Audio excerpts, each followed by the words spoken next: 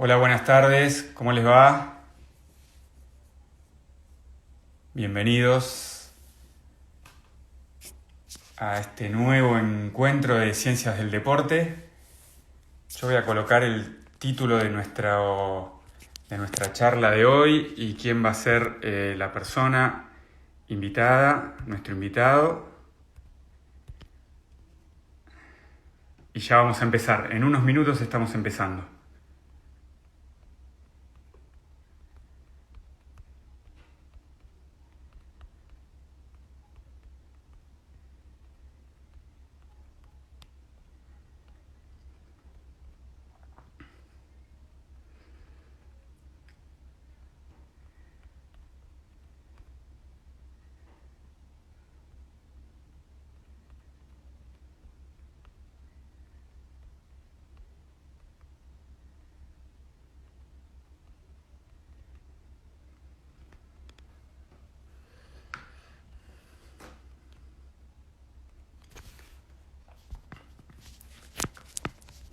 Bueno, ahí estamos, ahí pusimos el título de hoy. Yo le voy a pedir a Jorge si quiere ir conectándose, a ver si yo lo veo. Acá lo veo, acá te veo, Jorge, así que ahora en un minutito ya te vamos a ir sumando. Así comenzamos con el encuentro de hoy, que va a ser un encuentro donde vamos a hablar de el ejercicio, el entrenamiento de la fuerza, no solo como un ejercicio o como un entrenamiento vinculado a la mejora del rendimiento, sino también con una mirada y un enfoque en el ejercicio y el entrenamiento de la fuerza como factor de salud y como factor de eficacia y de eficiencia en el movimiento. Así que hoy vamos a hablar con Jorge González Guedes, que es un profesor amigo de hace muchos años, que tiene una enorme experiencia tanto de deportista como de preparador físico de muchos seleccionados nacionales. Además, él es especialista en movimiento, es becario del ENAR y tiene un método, una metodología, ha diseñado una forma de trabajo en la que nos va a contar y nos va a mostrar de qué manera él cree o cuál es la mirada de él en cuanto al entrenamiento estructural y el beneficio de este tipo de entrenamiento en la salud o en el futuro de una práctica, de una actividad física deportiva saludable. Así que yo ahora ya se va a estar por sumar y vamos a empezar a charlar un poco. Hola Jorge, Hola, ¿cómo andas, Diego? ¿qué tal? ¿Cómo Tanto va? tiempo. Muy bien, por suerte. Acá andamos. ¿Todo En bien? casa, acá, ahora disfrutando un ratito, sí, de tranquilidad. Bien, bien. Sí, este fin de semana largo, aprovechando.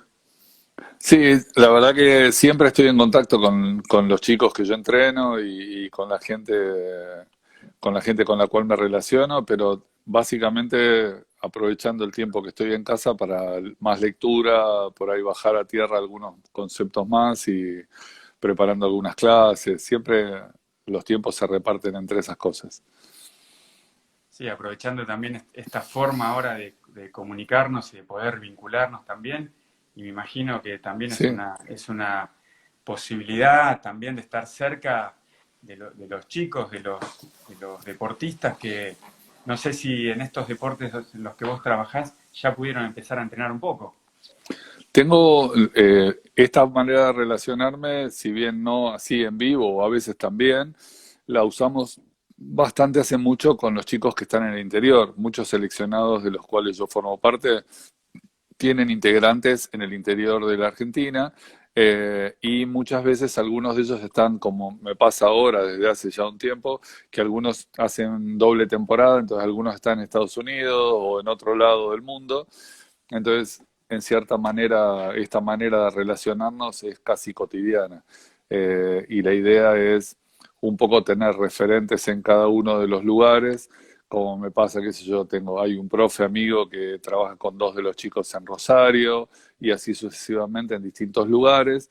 entonces yo puedo tener un contralor un poco más específico de lo que pasa. Los chicos del interior están entrenando y los de acá, salvo Delfina, que es la única así clasificada para los juegos, que está entrenando, el resto están haciendo lo que pueden. Bien. Y cómo crees que todos estos meses de parate o de falta de entrenamiento a nivel competitivo puede afectarles? O de qué manera vos crees que esto les afecta? Sí, ponele, te lo divido en dos. Hay muchos que por las condiciones de su entorno han podido tener los medios para poder entrenar todo el tiempo. Qué sé yo, tengo una de las chicas en San Luis que tiene el muro de escalada en su casa, que prácticamente no varió demasiado el sistema de entrenamiento. Pero yo lo que venía cuidando es lo siguiente, si bien no cambió los horarios y la demanda del entrenamiento, lo que sí cambió es que al no tener que desplazarse, no ir a la facultad, no ir acá, son 3 horas más sentado por día, con lo cual eso terminó impactando de una u otra manera en la estructura de movimiento de cada uno. Y indudablemente en la vuelta a la competencia, ni nos acordamos ahora de la competencia porque está casi todo suspendido, con lo cual eso nos permite un tiempo de más progresividad para poder volver sin riesgo a sobrecargarlos. Así que yo creo que hay que tomarse ese tiempo de tipo acelerar en la lancha, ¿viste? Mandar el acelerador a fondo, pero es río, entonces acelerar de a poco. Sí, porque se vieron experiencias en otros países que la vuelta fue muy abrupta, sin poder hacerlo de manera progresiva y sin hacer un proceso de entrenamiento adecuado, la cantidad de lesiones que ocurrieron en la vuelta a la competencia. Totalmente, Eh, sí, sí, sí. Sí, desgraciadamente, por más que tuviéramos los medios, indudablemente los sacamos de una estructura de rutina que incluía muchos desplazamientos y ya sea, aunque sea en auto o en colectivo, en lo que sea, y muchas obligaciones cotidianas que son las que te ponen una cuota de actividad física en el día y que eso se descontó automáticamente al estar todo el tiempo encerrados. Entonces, indudablemente, eso poquito impacta, con lo cual es una buena noticia para el que no hace actividad, porque en esencia, entendiendo que con muy poco se puede lograr mucho, imagínense en estos otros casos extremos, que es la otra punta del cuento, cómo tan poquito ha impactado tan gravemente en el rendimiento. sí, porque, bueno, habrán sido 8 semanas, 12 semanas Sí, de parate. Y vos qué pensás? Decís, bueno, 8 semanas de falta de entrenamiento, ¿cuánto tiempo eso lleva para volver a tener el mismo nivel de estado físico para estar en las mismas condiciones? mira, en los que eran los planes, si yo me tengo que basar en los planes que usábamos nosotros para los periodos de reposición energética o de vacaciones o que sea, siempre depende del deporte, no son más de 2 semanas. Ponele que después de un juego olímpico se puedan llegar a tomar un mes, no es lo ideal, pero ponele son 15 días. Se dice que por lo menos en el componente de la fuerza vos podés mantener haciendo 2 incentivos por semana del estilo que hicimos ahora en nuestra casa en tus vacaciones, pero 2 veces por semana vos tenías que hacer para medianamente mantener los rangos normales de trabajo. Si eso lo multiplicamos por 8, no es que la recuperación se multiplica por 8, pero le va a pegar muy cerca. Eh, Porque indudablemente nosotros perdemos la especificidad. Ponele, yendo el caso de la natación que me toca estar, las chicas pierden lo que mi técnico llama acuatización, o sea, pierden la sensibilidad al agua. Entonces, eso es algo que lo tienen a flor de piel, pero si 8 semanas la sacan del agua, es como sacar un pez fuera del agua. O sea, Claro, tarda mucho en recuperar esa sensibilidad. bien. Bueno, esperemos que todo esto vaya pasando y que de a poquito puedan volver de nuevo a su nivel de entrenamiento y su nivel de competencia todas las disciplinas, porque, bueno, la verdad es que esto de tanto parate afecta de manera considerable tanto el nivel físico como también la parte de salud de los deportistas. Así que, bueno, esperemos que esto definitivamente ya se vaya encaminando hacia una vuelta. Sí, ojalá, ojalá. Porque la verdad que en donde pegó más fuerte fue en lo anímico. Y todavía hay un montón de deportistas que estaban al borde de la clasificación olímpica y que indudablemente por este sistema de permisos que está hoy instaurado no están autorizados a volver, pero son deportistas de tanto nivel como los que hoy sí están permitidos para los que tienen el permiso para entrenar, y esos son los que más lo están sufriendo, porque esos se van a comer más de 150 días adentro y ahí me consta, porque tengo una de mis atletas que vive en Capital, se había mudado para estar más cerca del CENAR y corre 5.000 metros y estuvo encerrada 100 días. Y no importa la cinta o lo que sea, no, Claro. no, le va a costar más volver. Bien. Bueno, vamos a ir de a poquito entrando en tema. El tema que Dale. hoy nos convoca, lo que podemos pedirle a la gente que está del otro lado es que nos vayan como haciendo preguntas, los que quieran, los que Sí, tengan sí. ganas, aportes, así hacemos de esto un encuentro más rico con las opiniones y las preguntas y lo que cada uno quiera aportar a esta charla. Pero bueno, el tema de hoy es el entrenamiento estructural de la fuerza como método de trabajo, no solo para el rendimiento, sino como trabajos de prevención y como ejercicios y trabajos que pueden aportarle a la salud física de un deportista profesional o de una persona que tenga la actividad física como método de vida. Entonces, por definición, como para empezar con el tema, ¿qué significa entrenamiento estructural de la fuerza o a qué nos referimos? En esencia, yo siempre me pregunté cuando empecé, una cosa era, yo venía seteado del deporte de rendimiento, yo salía de hacer yo mi deporte de rendimiento y siempre fue con un objetivo determinado. Entonces el objetivo tenía una fecha y es fácil construir la pirámide hacia ese rendimiento porque es como que tenés etapas para cumplir y es más simple llevar la cuenta. Yo que vengo de deporte de tiempo y marca, tengo que hacer tal tiempo en tal fecha y si no lo hice tengo que hacer esta cosa, es más simple. Cuando salí al ruedo como profe novato y me enfrenté con incluso la posibilidad de entrenar gente que no tenía ese objetivo con fecha determinada, era como dar vuelta el triángulo. Se me abría Claro, un abanico de posibilidades en donde yo me tenía que centrar en la persona y la persona te decía casi lo más difícil que te puede decir una persona es yo me quiero sentir bien. Entonces, ok, para sentirte bien tenés que empezar a tener un montón de pautas y las primeras pautas son personales. Entonces, ¿quién es esa persona? No por lo que me dice, sino por lo que estructuralmente me marca.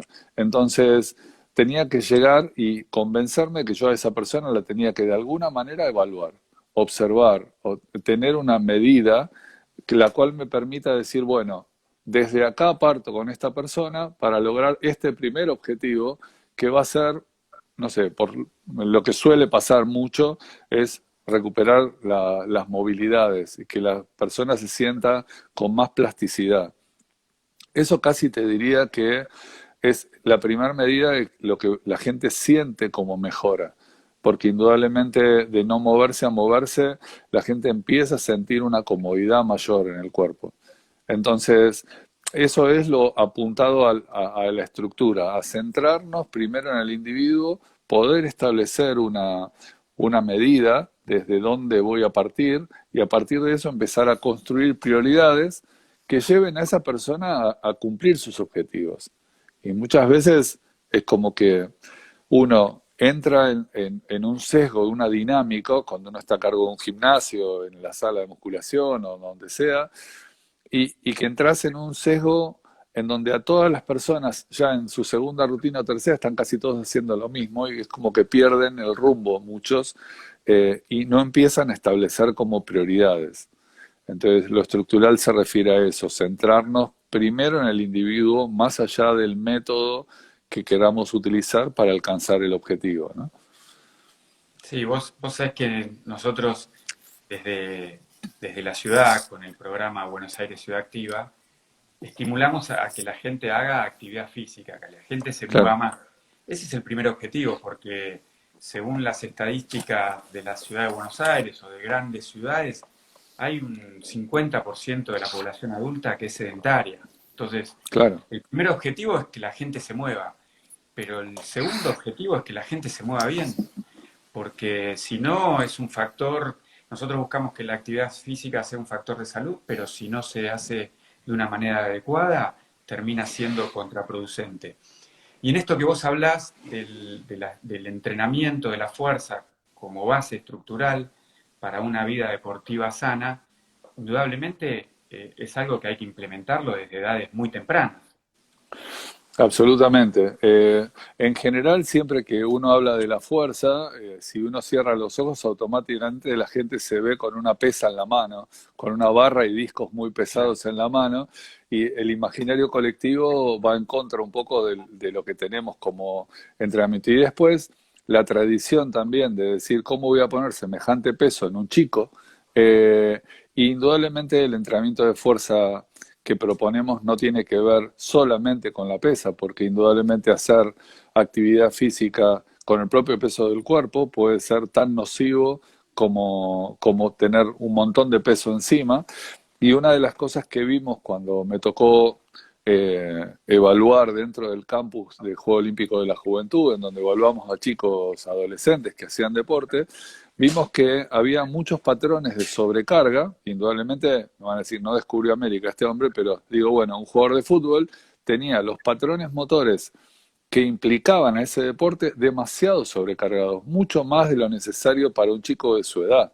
Entonces, no es que descubrimos América, pero sí lo que vemos es que hay como un sesgo de entrenar a todos por igual. Al adulto como un adulto y al chico como si fuera un adulto chiquitito. Le saco carga y lo entreno igual. Y la verdad que eso no es acomodarnos a las fases sensibles que tiene un niño y que indudablemente el cuerpo de un niño, si hay una de las fases que favorecen al desarrollo armónico y más que nada del crecimiento normal del chico, es la tensión. ¿Cuál es tensión? Una, la dada por la gravedad, que lo empuja al pibe contra la tierra y ese chico tiene que reaccionar. La segunda es la tensión que tienen los mismos músculos, que le dan a las articulaciones y a los cartílagos de crecimiento el incentivo, el estímulo suficiente como para que ese hueso crezca de una manera normal. Y la otra es la sobrecarga que le puede implicar el mismo deporte que practique. Entonces, casi que hoy en los procesos de desarrollo deportivo infanto-juvenil, se trata de favorecer a que los chicos trabajen en multideporte, no en un solo deporte, justamente para que no se produzcan este tipo de sobrecargas. Bien, y vos cuando te referís a los trabajos de sobrecarga en chicos o en deportistas en proceso de formación, ¿a qué edades te estás refiriendo? Yo me estoy refiriendo, nosotros tenemos distintas disciplinas, tienen distintas edades de desarrollo. Si por poner extremos, nosotros tomamos la gimnasia deportiva o rítmica, son nenas que empiezan a los 5 o 6 años y la etapa elite está entre los 12 y los 15. Entonces, es como decir, ¿qué hacemos con esa nena después de los 15? ¿Cómo Claro, quedaron sus articulaciones, sus huesos, sus estructuras? Y en deportes como el mío, yo hice remo y después jugué al rugby, pero en el remo, por ejemplo, que implica una carga muy grande, hoy se está buscando que la edad de inicio del deporte sean los 17 o 18 años.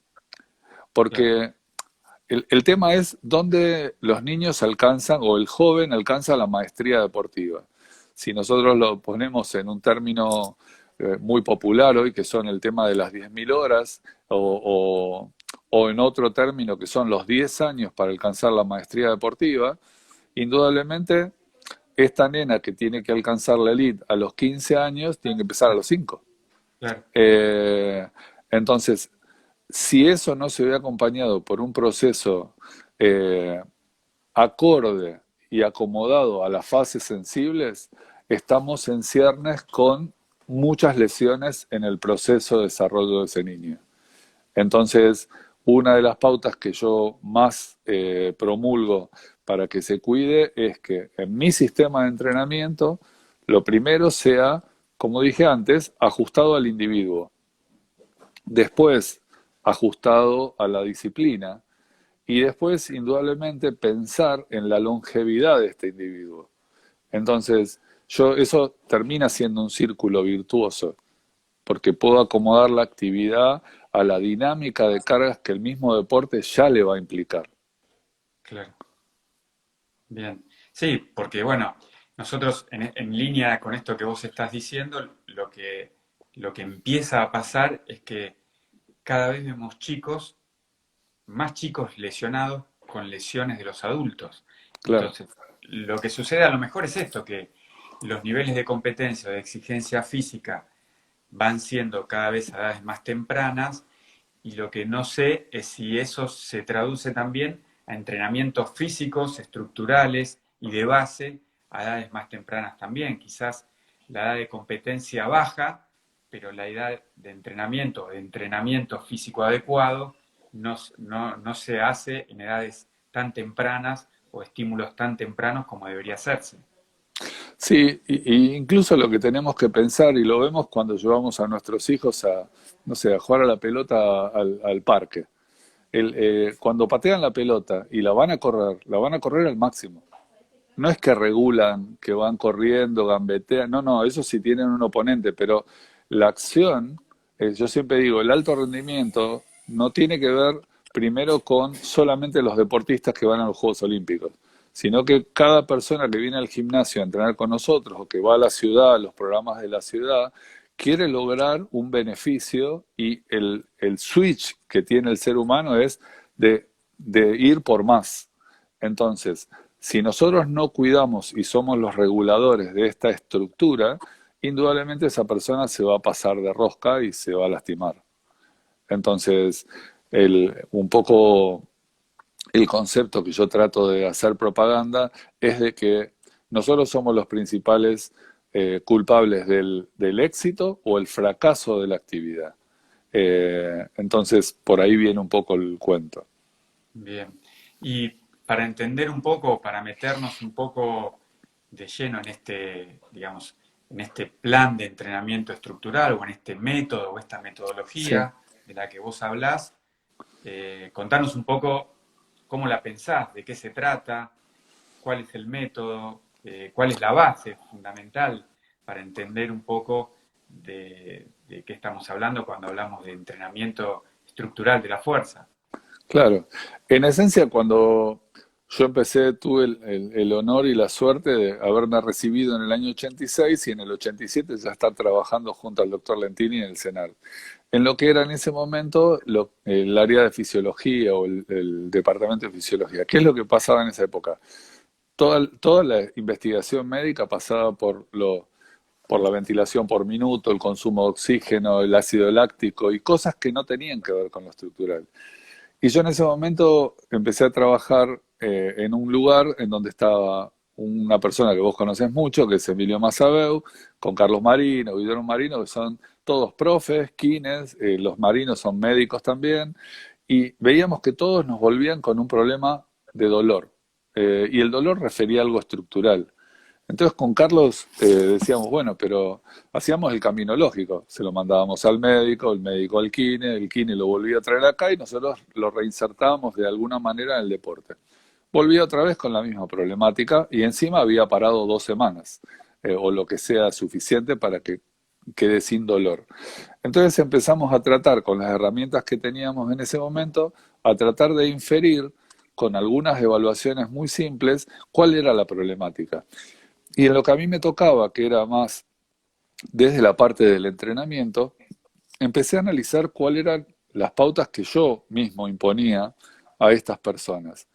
Y con la simpleza de analizar solamente con empujes y tracciones, por ejemplo, cada una de las acciones que yo planteaba, y si para la gente se lo ponemos muy simple, tomemos los dos núcleos articulares principales, el hombro y la cadera. A partir de ahí, nosotros creamos movimiento. Y las dos articulaciones de alguna manera pueden realizar empujes y tracciones. Entonces yo miré mi rutina y vi que tenía cerca de 4 o 5 empujes en lo que yo planteaba con los brazos y una sola tracción o dos. Y en la cadera peor, porque en la cadera era 4 o 5 empujes y cero tracciones o cero elevaciones o elevación de cadera que implicaba una dominancia de la cadera. Cuando empecé a ver eso en mi entorno, profesores amigos, entrar a un gimnasio, agarrar una rutina, hoy los conmino a que vayan a cualquier lugar que vayan, levanten una rutina y vean y cuenten qué es empuje, qué es tracción. Van a ver que muchas de las lesiones que hoy vos mismo atendés o nosotros vemos muy de moda, tienen que ver con esa falta de balance. Entonces, en el hombro, en los manguitos rotadores, que yo en el rugby me volvía loco, que no, que era que empezaban la temporada, se empezaban a golpear, no, no hay un jugador, o muy pocos obviamente, que se cuelguen de una barra y hagan una dominada o que hagan la misma equilibración que el press de banco, que es lo que hacen más en el rugby. Y en las pubalgias o los dolores de isquio que hoy vemos tan populares, en vez de trabajar dentro de esta estructura de balance, hoy se trabaja mucho más en los requerimientos mayores. Entonces es sobrecargar las acciones motoras que realizan. Entonces, ¿quién es el culpable de este tipo de molestias? Entonces, simplemente la propuesta que yo hago, que tiene que ver con un cuadro que se me ocurrió diseñar, que se llama Está Las Familias buenísimo. de la Fuerza, tiene esta idea, más que la perfección, porque eso está hecho en función de mi contexto, yo siempre hincho a que cada uno se haga su propio cuadro en su deporte y en su estructura, pero que se lo ponga adelante en el escritorio, yo lo tengo ahí atrás. Entonces decir, bueno, tengámoslo ahí y cuando diagramamos las cargas, esas cargas son las culpables de lo que nos va a pasar con ese deporte, con el logro del objetivo. Y esto se puede hacer hasta desde la clase de salón o la clase que damos en el parque, de las cuales yo he dado para la ciudad en algún momento, poder diagramar acciones que tengan que ver con un balance de la estructura. Porque si no, nosotros mismos después nos tenemos que hacer cargo de los desbalances que generamos. Claro. Sí, por eso yo te decía que si bien todo esto me parece importante, todo esto que vos hablás, para el deportista de alto rendimiento, para el rendimiento, para tener un movimiento eficiente, también es importante para el deportista recreativo, para la persona que hace actividad física como método de salud y que es un sistema que debería poder implementarse o tenerlo en la cabeza o los profes poder diseñar un plan de trabajo que tenga en cuenta estas cuestiones porque vamos a poder tener deportistas profesionales y deportistas recreativos que hagan su actividad física de manera más sana. Sí, y aparte, tanto uno como otro, el tiempo es muchas veces es tirano. Con el deportista profesional, porque es como que tienen pocos espacios de tiempo y son muy acotados para trabajar con mucha intensidad. Pero quien viene de trabajar 8 horas todo el día y tiene su espacio de hacer actividad física, que también es acotado, porque después tiene el tiempo con su familia, muchas veces ese trabajo lo lleva a estar muchísimas horas sentado. Entonces, yo siempre imagino como esta película de decir, va una persona que está 8 horas sentada en el banco al médico a decirle que le duele la espalda y el médico le dice, ah, no, porque usted está muchas horas sentado, no, no puede estar tantas horas sentado. Entonces, es mi sustento, yo me gano la vida 8 horas sentado. Entonces, ¿qué es lo que tengo que hacer? Bueno, el remedio un poco es, la pastilla mágica es la actividad física. Y si esa actividad física favorece, si va a ir a un gimnasio y se va a sentar otra vez en una máquina otras horas más, indudablemente va a estar favoreciendo a esos patrones motores que le generan esas molestias.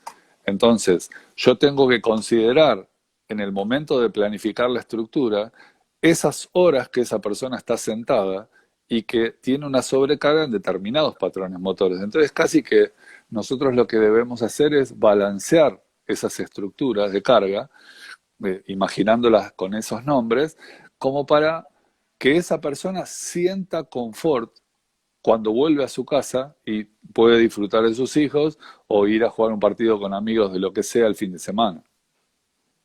O sea que es interesante esto que decías vos de la prescripción médica por parte del personal de salud, porque nosotros estamos trabajando en una idea que no se nos ocurrió a nosotros, que se da en algunas ciudades grandes también, que es que los médicos prescriban actividad física, que puedan dedicar un minuto de una consulta médica para prescribir al paciente, independientemente de lo que le pase, actividad física.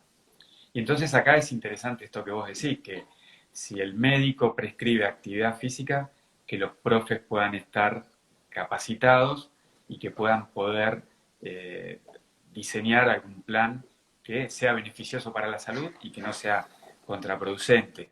Y acá entonces yo te pregunto, digo, por ejemplo, si yo voy a verte a vos como preparador físico, ¿cuál es el punto de partida? ¿Qué es lo que debería evaluarse para poder tener nada, un inicio, un diagnóstico inicial de una persona y a partir de ahí poder diseñar un plan de trabajo específico, que es esto de lo que vos hablás, de la especificidad del entrenamiento y del trabajo? Claro. Mira, casi que en una manera muy simple, hay un momento, eh, vamos a ir a un punto, los voy a llevar y después los voy a traer de vuelta y pueden practicar ahora en su casa, es a un punto del neurodesarrollo. O sea, todos nuestros hijos, sobrinos, nietos, quien tenga que haya pasado o visto un bebé, indudablemente lo ha visto en una posición siempre acostado, girando, dando vuelta por el piso, hasta que hay un hito muy importante, que es que esa persona se pone en cuclillas y logra un equilibrio entre la movilidad que esa persona tiene y las fuerzas que lo sostienen. Entonces, a partir de eso, ellos pueden empezar a crear movimiento. Si yo eso lo pongo en situación ahora cualquiera de los que está escuchando, decirles, bueno, pongan la cámara un poco más abajo y síganos escuchando en posición de cuclillas, apoyando los pies, ya ahí tenemos una justa medida de estructura, de balance, y seguramente toda la historia corporal nuestra y la historia de movimiento que tenemos se van a sorprender de ver que, sea deportista profesional o no, a todos nos va a costar estar un tiempo determinado en cuclillas. Nosotros proponemos en el centro de esas familias de la fuerza, hay una evaluación de una sentadilla de arranque, es una sentadilla, pero en cierta manera la idea es esa u otra prueba adaptada a la edad de contexto que tengamos. La hemos hecho desde nenes de 6 años hasta adultos que se puedan mover sin patología. Eh, y a partir de eso nosotros poder, con esa prueba, tenemos 6 inferencias de patrones motores de movilidad y estabilidad que están inmersos en la prueba. Y a partir de eso nosotros podemos estructurar un plan o una estructura de plan que trabaje sobre primero los déficits motores que esa persona tenga y después, en función de eso, ir hacia el objetivo. Bien, bien. Eh, bueno, hay muchos comentarios a partir de este comentario en cuanto a la prescripción de la actividad física. Y Sí. yo lo que sí quiero aclarar es que en general en la formación del personal de salud no está en la currícula el médico ni el kinesiólogo ni todo el personal de salud no está preparado para prescribir actividad física de una manera adecuada, pero sí para aconsejar y para sugerir que puedan ir y que se pongan en manos de personas capacitadas y que esas sean las personas que puedan diseñar un plan de actividad física adecuado. Pero sí el médico puede prescribirlo, puede decirle a un paciente, a una persona que necesita moverse, que necesita hacer actividad física y contarle cuáles son los beneficios de esa actividad física. Sí, hoy hay, siempre a mí me tocó escribir en un momento en uno de los diarios grandes de Argentina y siempre me pensaba qué es lo que recibía el del otro lado, qué es lo que veía y lo que podía interpretar desde su óptica, porque todos lo llevamos a nuestro entorno y a lo que podemos hacer. Entonces, yo trataba de utilizar lo justo y las palabras justas, y hay muchas cosas dentro del imaginario colectivo, como el trabajo aeróbico, anaeróbico, sin entrar en si eso existe o no existe, o el trabajo de fuerza y demás, como hablábamos antes. Yo creo que lo ideal es que hoy la actividad física, que ya está interpretada como un factor de salud importante, tendría que tener a todos los actores de la mano.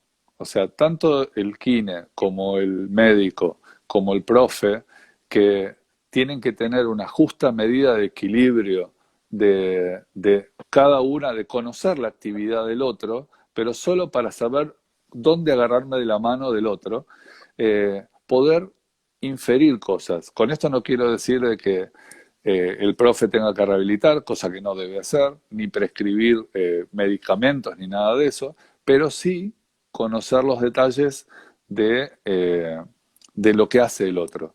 Y yo creo que en la kinesiología más moderna, en la medicina más moderna, hoy estamos más imbuidos de ese tipo de contacto. Y yo tuve la oportunidad hace unos años, mucho ya, de estar con el director de salud pública de Estados Unidos. Eh, y claro, nos contaba de la cantidad de dólares que gastaban en eso, y él me decía, en general, por lo que ellos tienen estudiado, todos tenemos en las ciudades las mismas problemáticas.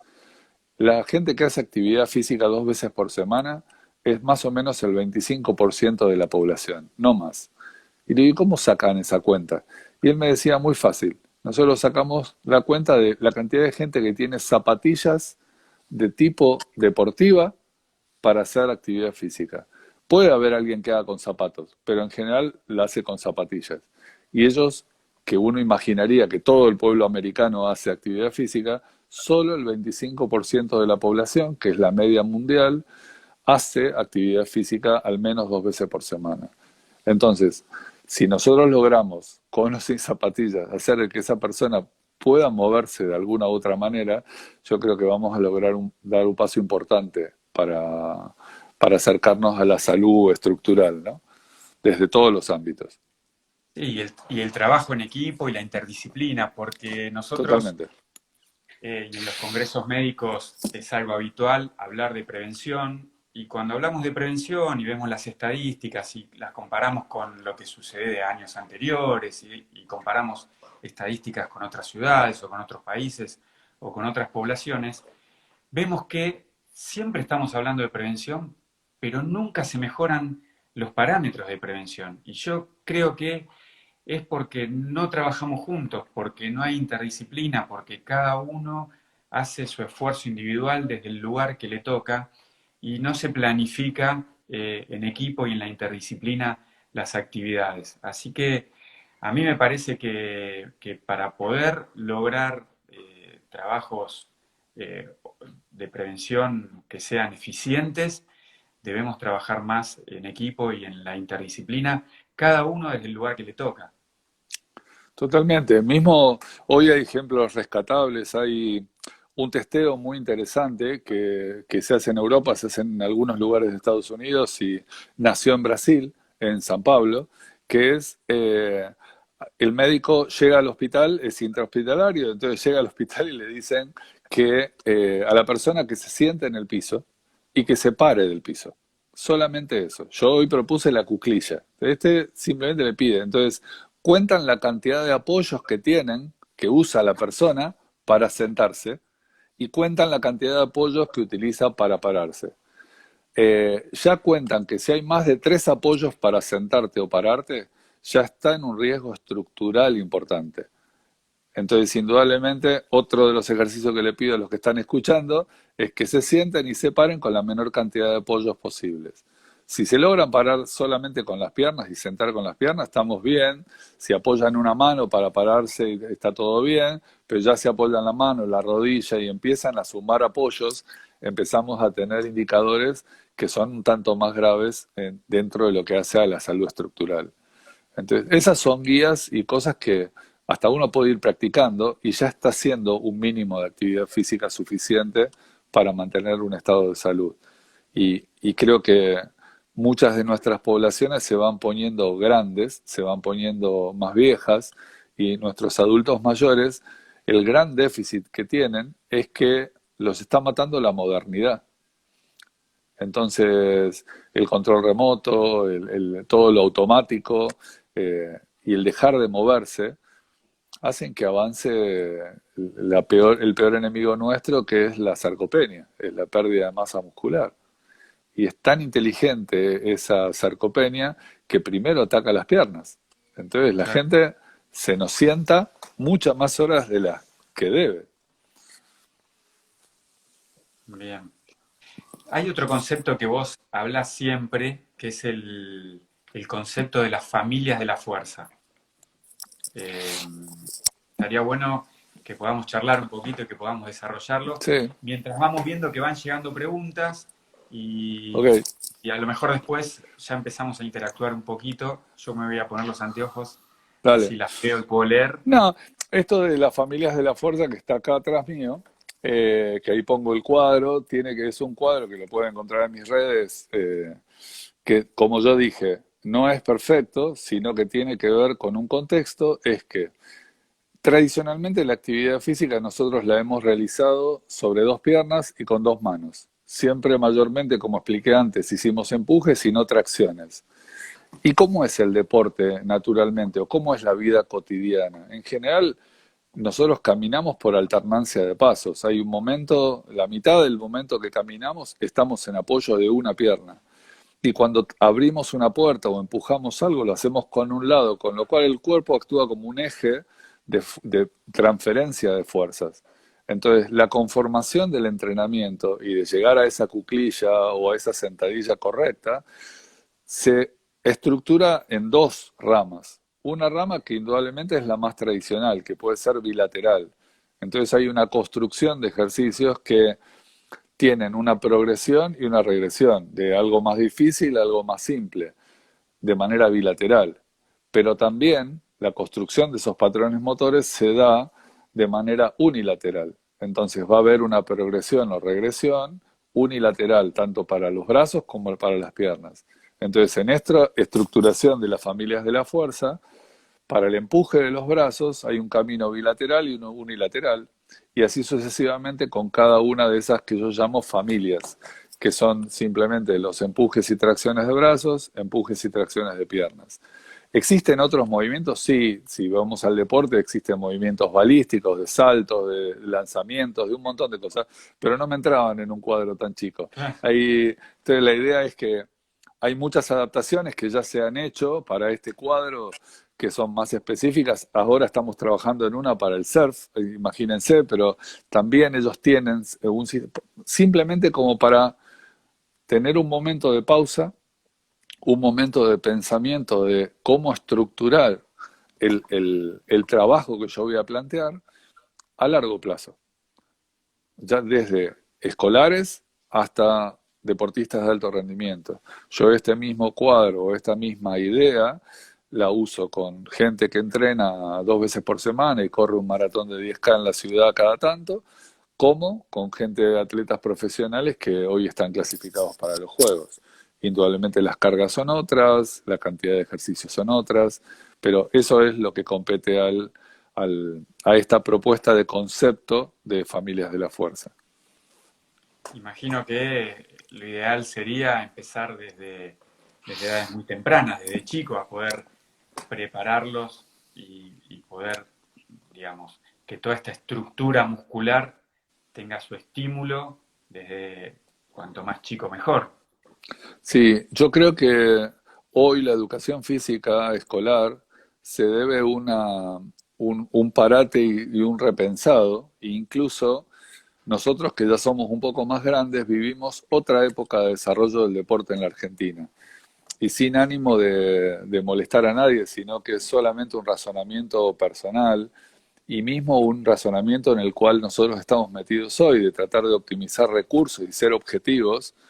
Los españoles, por ejemplo, ellos tienen estructurado qué deportes son los que más se hacen en la escuela y también, por el otro lado, tienen qué deportes se hacen dentro a nivel profesional en los distintos lugares de España. si uno piensa qué deportes son los que primariamente se hacen en España, el deporte, uno de los más practicados en España, uno podría imaginar que es el baloncesto o algo así, no, es el ciclismo. Entonces, si uno pensara, y seguramente va a tener un lugar de mayor desarrollo, nosotros en Argentina, por ejemplo, Mar del Plata es un polo de ciclismo muy grande. Ujú. Y sin embargo, en los colegios de Mar del Plata no hay ciclismo. A mí me pasó, por eso digo lo de la edad, que yo vivía en San Fernando y en San Fernando, en mi escuela nacional normal, había remo. Y el mismo profesor de la escuela era el profesor del club. Entonces Claro, él me llevó a través de los intercolegiales que había provinciales y nacionales a practicar ese deporte cerca de mi casa. Entonces tenía movilidad, un concepto muy nuevo, eh, tenía la misma movilidad del mismo profesor, era el que tenía en la escuela y en el club. Y ese era el mejor sistema de detección de talentos. Creo que hoy todos los que fuimos deportistas fuimos detectados por un profe de una escuela o fuimos vistos en un torneo nacional y provincial que hoy ya no existen. Entonces, eh, si pudiéramos tener este tipo de observaciones y quizás haríamos una movida más sustentable y optimizaríamos muchísimos recursos, porque el mismo alumno de ese profe que lo detectó en la escuela que hace atletismo, seguramente trabaja cerca y llevaría a claro. ese chico que vive cerca a practicar ese deporte, que es el que más se practica en esa zona. Entonces, ¿de qué me serviría invertir en pelotas de vóley como institución o ciudad en un lugar que ni siquiera en la redonda hay clubes que se practiquen vóley? Sí. Eh, Ah, en- entonces, y- ese tipo de desarrollo es algo que la misma educación física y las ciudades se deben hoy como para optimizar ese recurso. sí, y hablando de deporte escolar, eh, en la ciudad de Buenos Aires, en otras ciudades, eh, hay un porcentaje de sobrepeso y obesidad infantil alto, que está Sí. entre el 40 y 45%. Digo, todos estos trabajos de la fuerza, o cómo influye los trabajos de fuerza con el peso o con el sobrepeso de una persona. ¿Qué beneficios puede traer? Digo, implementar un trabajo de fuerza en el sobrepeso de los chicos, que es un problema real que hoy tiene, por ejemplo, la ciudad de Buenos Aires. Hoy hay una buena noticia en el sentido estricto de la palabra desde lo médico, y es que en el imaginario colectivo nosotros pensábamos que para bajar de peso necesitábamos hacer actividad aeróbica de larga duración. Eso hoy en el ámbito clínico, médico y universitario es casi una mala palabra, Bien, porque en esencia, si hay algo que un chico que tiene algo de sobrepeso tiene, es fuerza, porque está llevando más peso todo el tiempo y tiene una resistencia a la fuerza más grande.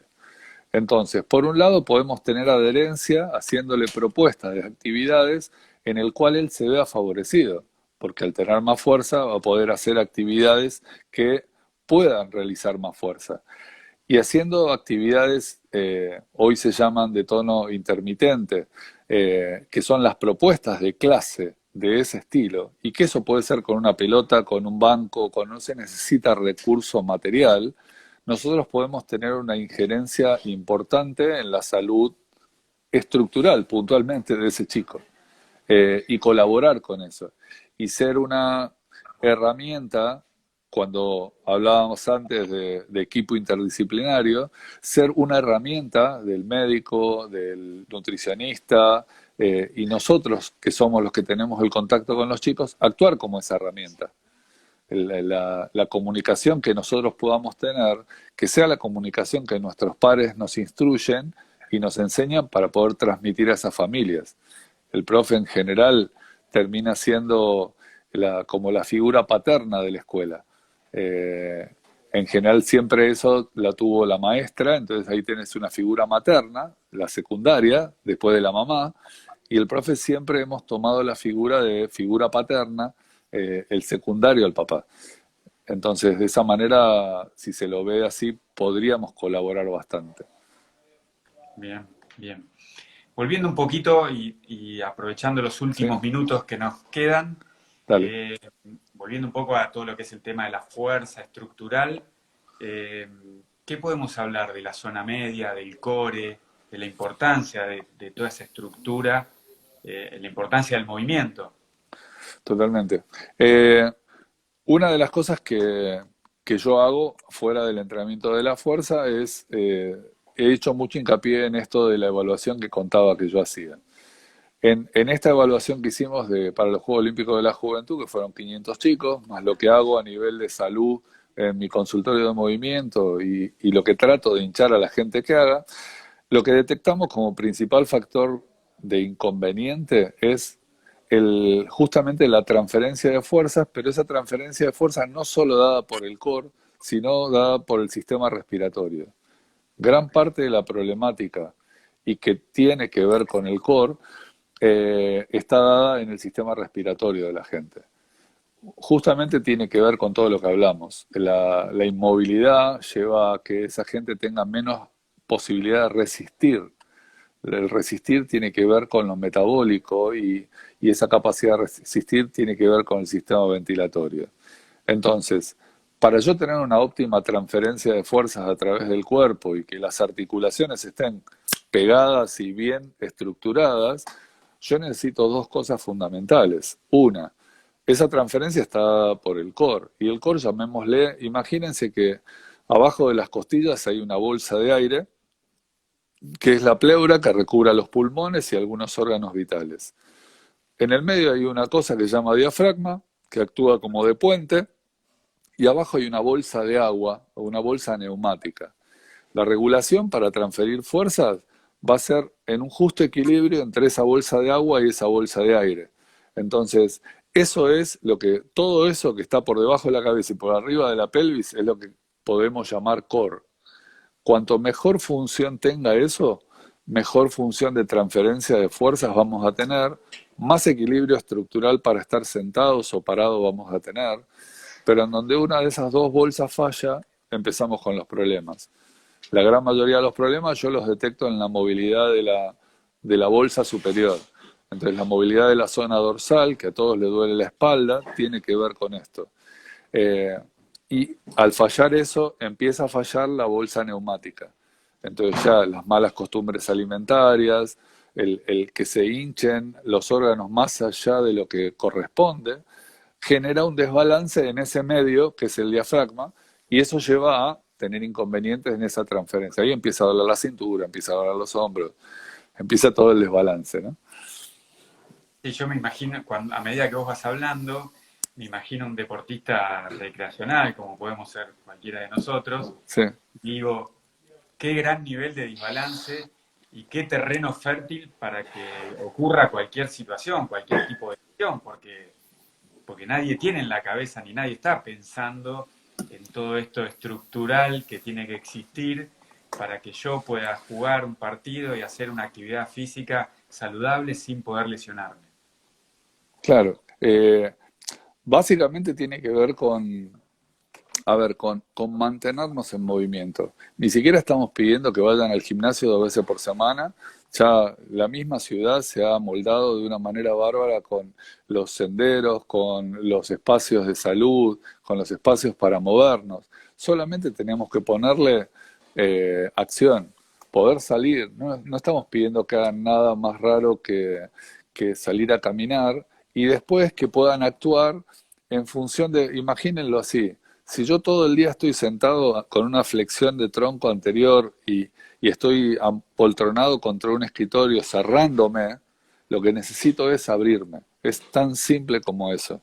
Entonces, el colgarme, no digo que flexionen los brazos, pero colgarse, el poder empujar, subir alguna escalera, todo eso los va a ayudar a encontrar ese balance de fuerzas y de estructura. Y la verdad que la ciudad tiene un montón de espacios para poder hacer todo eso sin moverse muy lejos de su casa cada uno. ¿Ok? Y como para ir cerrando, que nos van quedando 3 o 4 Sí, minutitos, ¿qué consejos podemos darle a el vecino de la ciudad como práctica de actividad física, conceptos simples, como alguna rutina o qué debería tener una rutina para que sea una rutina saludable y también algún concepto que vos quieras dar, más desde el punto de vista profesional o desde el punto de vista del deportista profesional, que vos quieras hacer como un cierre de todo esto que hablamos. Una cosa que puede ser muy simple, y yo la hago en casi todos mis cursos, es que eh, en algún momento del curso lo que les digo a todos es que sigamos hablando un rato en cuclillas. Eh, y trato de propugnar a que todo el mundo trate de ponerse en la cuclilla más saludable que encuentre. Seguramente con el tiempo va a ir mejorándola.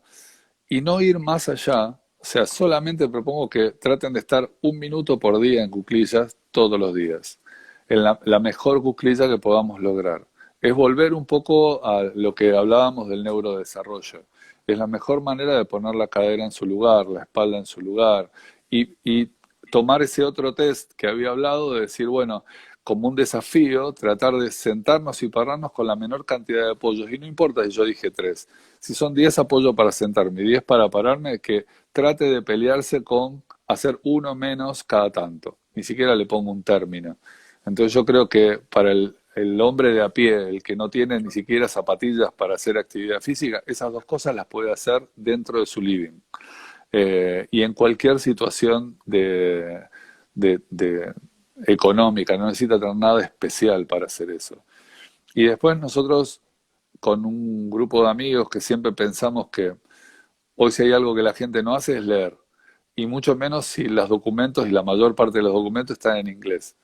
Entonces se me ocurrió armar de caradura un podcast que lo encuentran en Spotify. Mi nombre acá lo van a ver ahí que dice Jocksport. Se pueden meter en el Spotify de Jocksport y ahí vamos a dar tips y vamos a dar papers traducidos al español de mucha novedad. Y los primeros fueron el sistema respiratorio, la flexibilidad, la liberación miofacial. Y vamos a ir en un orden que son aportes a la calidad de vida de todos, ya sea deportista o no deportista. Así que con eso creo que es suficiente. Bien, bueno. Bueno, llegamos un poco al final, la verdad que se nos pasó volando esta Sí, hora. Bueno, para mí fue un placer estar acá con vos después de tantos gracias. años que no nos veíamos. Sí, Y creo que para todos fue una charla de mucha utilidad y muy interesante. Así que, bueno, agradecerte en nombre mío y también de la Subsecretaría de Deportes de la ciudad por este tiempo que nos dedicaste. La verdad que fue súper valioso para nosotros. bueno, gracias a vos y también un placer en reencontrarnos y bueno, lo que necesiten, yo obviamente estoy a favor de poder ayudar en lo que yo pueda, aunque sea ese granito de arena, a quien lo necesite. Así que bueno, gracias, Diego. Bueno, bueno, un abrazo para todos, nos vemos la semana que viene y bueno, gracias de nuevo, Jorge, abrazo grande. Nos vemos todos. Chao, gracias. Chau, chau, chau.